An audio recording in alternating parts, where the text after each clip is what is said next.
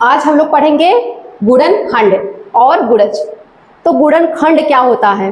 गुणनखंड को इंग्लिश में फैक्टर्स बोलते हैं और गुणज को इंग्लिश में मल्टीपल्स बोलते हैं। गुणनखंड किसे कहते हैं? गुणनखंड क्या होता है? तो देखिए, जो किसी दूसरी संख्या से पूरी तरह से कट जाए उसे क्या कहते हैं? गुणनखंड बोलते हैं। जैसे 8 का गुणनखंड क्या है? हमने बोला कि 8 का गुणनखंड क्या है? 8 किस किस से कट जाएगा? तो 1 से कट जाएगा, 2 से कट जाएगा, 2 की पहाड़ी में 8 आता है ना, तो 2 से भी 8 कट जाएगा। 3 से कटेगा? नहीं कटेगा। 4 से कट जाएगा और 5 से कटेगा? 6 से कटेगा? 7 से कटेगा? 8 से कट जाएगा। तो इस प्रकार से क्या हो गया? 8 के गुणनखंड 1, 2, 4 और 8। यह क्या हो गए हैं? 8 के गुणनखंड हो गए हैं।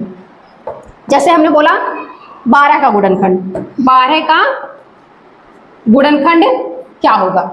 12 के कौन कौन से गुणनखंड होंगे? 2। 12 किन किन संख्याओं से कट रहा है? 1 से।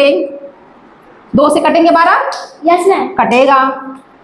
3 से कटेगा? Yes ma'am. 3 से भी कट जाएगा। 4 से कटेगा? Yes ma'am. 4 से भी कट जाएगा। 5 से कटेगा? नहीं मैम। 6 से कटेगा? Yes ma'am. कट जाएगा। 7 से कटेगा? नहीं मैम। 8 से कटेगा?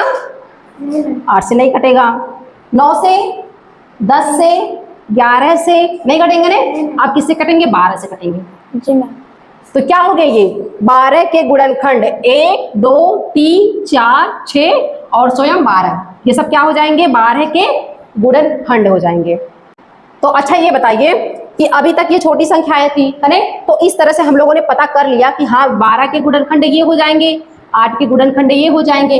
लेकिन अगर बहुत बड़ी संख्या आ जाएगी तो उसको कैसे हल करेंगे? उसका गुणनखंड कैसे निकालेंगे? तो उसके लिए एक तरीका है। कैसे निकालेंगे? जैसे यहाँ पे हमने बोला 24 का गुणनखंड, हमने बोला 24 का गुणनखंड क्या होगा? क्या हो जाएगा? 1 हो जाएगा और क्या हो जाएगा? 2 हो जाएगा, 3 हो जाएगा, 4 हो जाएगा और क्या हो जाएगा? 5 होगा? नहीं 6 होगा? 6 हो जाएगा। 7 होगा? नहीं होगा। 8 होगा?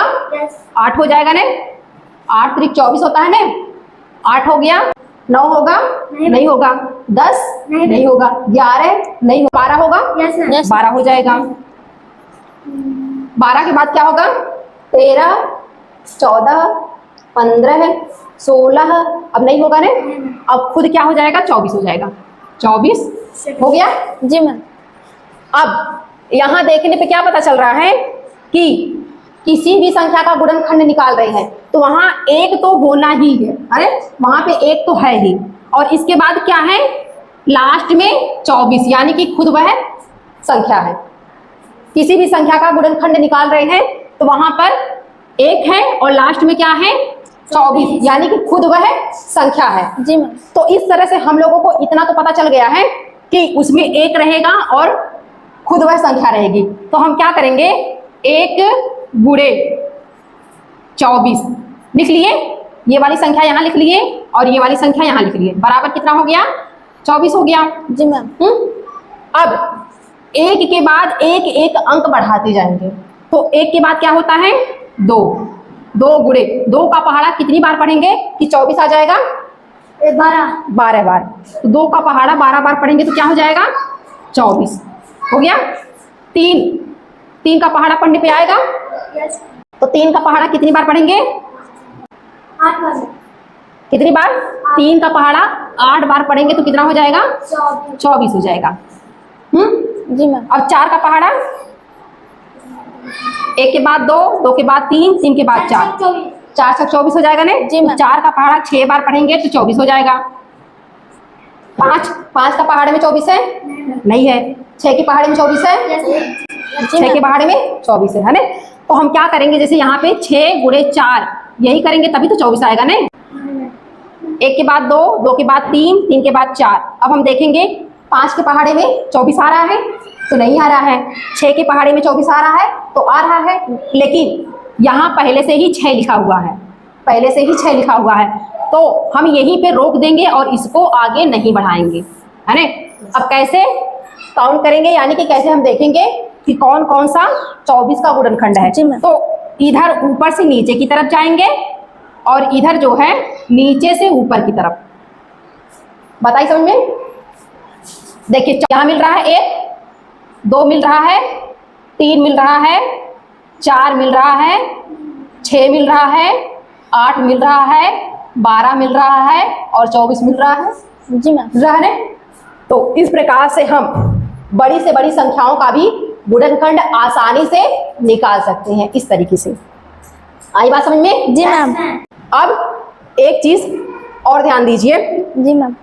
कि अगर हम किसी भी संख्या का गुणनखंड निकाल रहे हैं तो वह या तो उस संख्या के बराबर है, या तो उस संख्या के बराबर है या फिर उससे छोटी है। जी मैम।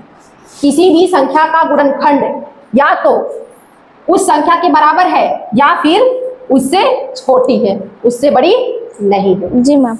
इतनी बात समझ में आ गई? जी मैम। चलिए अब हम देखते हैं गुणज किसे कहते हैं। दूसरी संख्या से, जी मैम। जो किसी दूसरी संख्या से कट जाए उसे क्या कह रहे थे? गुणनखंड कह रहे थे। अब गुणज क्या होता है? जो किसी दूसरी संख्या को काट दे, जो किसी दूसरी संख्या को काट दे। जैसे हमने बोला 6 का गुणज क्या है? जी मैम। 6 का गुणज क्या है? तो 6 किस किस संख्या को काटेगा? 6 पहले तो 6 को ही काटेगा। जी मैम। 6 एकन्नम 6 होता है, 12 को काटेगा, 6 दूना 12, 18 को काटेगा, जी मैम। 6 सिर्फ 18 है, 24 को काटेगा, 6 चौका 24। तो इस प्रकार से कह सकते हैं कि 6 का गुणज 6 का पहाड़ा है, 6 का पहाड़ा है। Yes ma'am. 6 का गुणज क्या है? 6 का पहाड़ा है। अब यहाँ पे ध्यान देने वाली बात यह है कि अगर हम किसी संख्या का गुणज निकाल रहे हैं तो वह या तो वही संख्या है और या तो उससे बड़ी संख्याएं हैं, है ना। अगर हम किसी संख्या का गुणज निकाल रहे हैं या तो वह खुद वही संख्या है या फिर उससे बड़ी है। तो इस प्रकार से कह सकते हैं कि किसी भी संख्या का गुणज या तो उसके बराबर होता है या फिर उससे बड़ा होता है। जैसे हमने यहाँ बोला 6 गुणे 1 बराबर 6, 6 गुणे 2 बराबर 12, जी मैम। 6 3 बराबर 18, जी मैम। 6 गुणे 3 बराबर 8 से कह सकते हैं कि 6 की भी संख्या का किसी दूसरी संख्या में गुणा करने पर जो संख्या प्राप्त होती है वही उस संख्या का गुणज होता है। जी मैम। जैसे हमने 6 का गुणा 1 में किया तो 6 प्राप्त हुआ, तो 6 क्या हो गया? 6 का गुणज हो गया। जी मैम। 6 का गुणा मैंने 2 में किया तो 12 प्राप्त हुआ, 12 क्या हुआ? 6 का गुणज हो गया। 6 का गुणा 3 में किया तो 18 प्राप्त हुआ, 18 क्या हो गया? 6 का गुणज हो गया। तो इस प्रकार से कह सकते हैं कि किसी संख्या का किसी दूसरी संख्या में गुणा करने से जो संख्या प्राप्त होती है वही उसका गुणज होता है। जैसे ये 6 इसका गुणज हो गया, 12 6 का गुणज हो गया। इतनी बात समझ में आ गई?